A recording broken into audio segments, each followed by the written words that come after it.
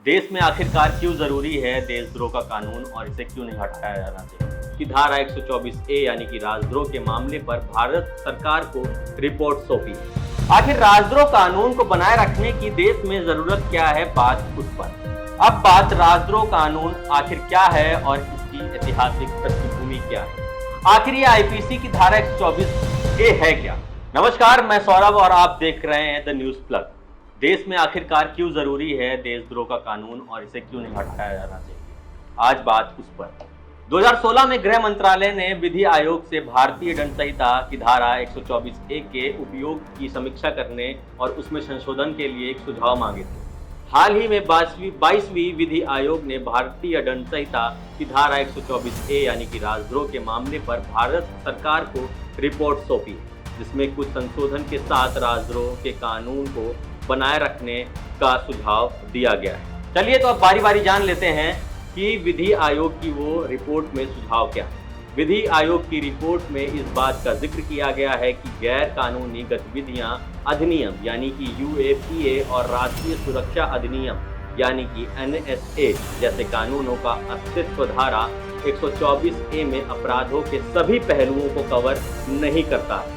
Report बताती है कि कानून व्यवस्था पूरी तरह से कॉलोनियल प्रभाव रखती है, जिसका उदाहरण है हमारा संविधान, जो कि गवर्नमेंट ऑफ इंडिया एक्ट 1935 पर आधारित है। आयोग का कहना है कि राष्ट्रद्रोह के लिए FIR दर्ज करने से पहले इंस्पेक्टर रैंक के एक पुलिस अधिकारी द्वारा प्रारंभिक जांच की जाए, फिर उस रिपोर्ट के आधार पर केंद्र या राज्य सरकार की अनुमति लेनी जरूरी होगी। रिपोर्ट में राजद्रोह के लिए जेल की सजा को अधिकतम 7 वर्ष या आजीवन कारावास तक बढ़ाने का प्रस्ताव है, तो वहीं इस अपराध में 3 वर्ष तक की सजा या आजीवन कारावास है। आखिर राजद्रोह कानून को बनाए रखने की देश में जरूरत क्या है, बात उस पर। रिपोर्ट में तर्क दिया गया है कि अगर राजद्रोह कानून को पूरी तरह से निरस्त कर दिया जाएगा तो देश की सुरक्षा और अखंडता समाप्त हो जाएगी, जिसके बाद देश में गंभीर प्रतिकूल परिणाम देखने को मिल सकते हैं, जिससे विध्वंसक शक्तियां स्थिति का फायदा उठा सकती हैं। अब बात राजद्रोह कानून आखिर क्या है और इसकी ऐतिहासिक पृष्ठभूमि क्या है। 17वीं शताब्दी में इंग्लैंड में राजद्रोह कानून लागू किए गए, जब सांसदों का मानना था कि सरकार के केवल अच्छे विचारों को बनाए रखना जाना चाहिए, क्योंकि बुरे विचार सरकार और राजशाही के लिए हानिकारक थे। यह कानून मूल रूप से वर्ष 1837 में ब्रिटिश इतिहासकार और राजनीतिज्ञ थॉमसन मैकाले द्वारा तैयार किया गया था, लेकिन वर्ष 1860 में भारतीय दंड संहिता यानी कि इंडियन पेनल कोड यानी IPC के लागू होने पर इसे अस्पष्ट रूप से छोड़ दिया गया था। धारा 124A को वर्ष 1870 में सर जेम्स स्टीफेन द्वारा पेश किए गए एक संशोधन द्वारा तब जोड़ा गया, जब भारत अपराध से निपटने के लिए एक विशिष्ट धारा की आवश्यकता महसूस कर रहा था।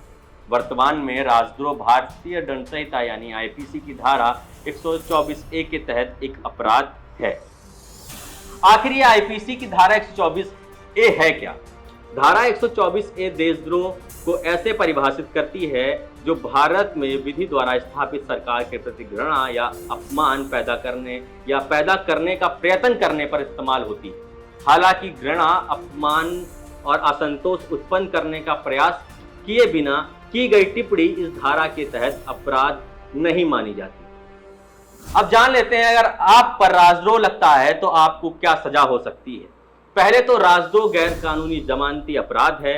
राजद्रोह के अपराध में 3 वर्ष से लेकर उम्र कैद तक की सजा हो सकती है और इसके साथ जुर्माना भी लगाया जा सकता है। इस कानून के तहत आरोपित व्यक्ति को सरकारी नौकरी प्राप्त करने से रोका जा सकता है। आरोपित व्यक्ति के पासपोर्ट को जब्त किया जा सकता है। साथ ही आवश्यकता पड़ने पर उसे न्यायालय में पेश भी होना होगा। किसी भी कानून के पक्ष में कुछ लोग होते हैं और कुछ लोग विपक्ष में होते हैं, तो अब जान लेते हैं कि इसके पक्ष में कौन कौन सी बातें की जाती हैं। एकता और अखंडता बनाए रखने के लिए इस कानून का मुख्य उद्देश्य है। राजद्रोह कानून सरकार को राष्ट्र विरोधी और अलगाववादी और आतंकवादी तत्वों से निपटने में मदद करती है। ये निर्वाचित सरकार को हिंसा और अवैध तरीकों से उखाड़ फेंकने के प्रयासों से बचाने में मदद करता है। अब इसके विपक्ष में जो तर्क दिए जाते हैं, बात उन पर। लोग कहते हैं कि पहले ये ब्रिटिश काल में अंग्रेजों की नीतियों की आलोचना करने वाले लोगों के लिए इस्तेमाल किया जाता था, जिसमें हमारे देश की स्वतंत्रता के लिए आंदोलन कर रहे लोकमान्य तिलक, महात्मा गांधी, जवाहरलाल नेहरू, भगत सिंह को ब्रिटिश शासन के तहत उनके देशद्रोही भाषण, लेखन और गतिविधियों के लिए दोषी ठहराया जा चुका है। और वर्तमान में इस प्रकार राजद्रोह का कानून धड़ल्ले से इस्तेमाल करना ब्रिटिश युग की याद दिलाता है।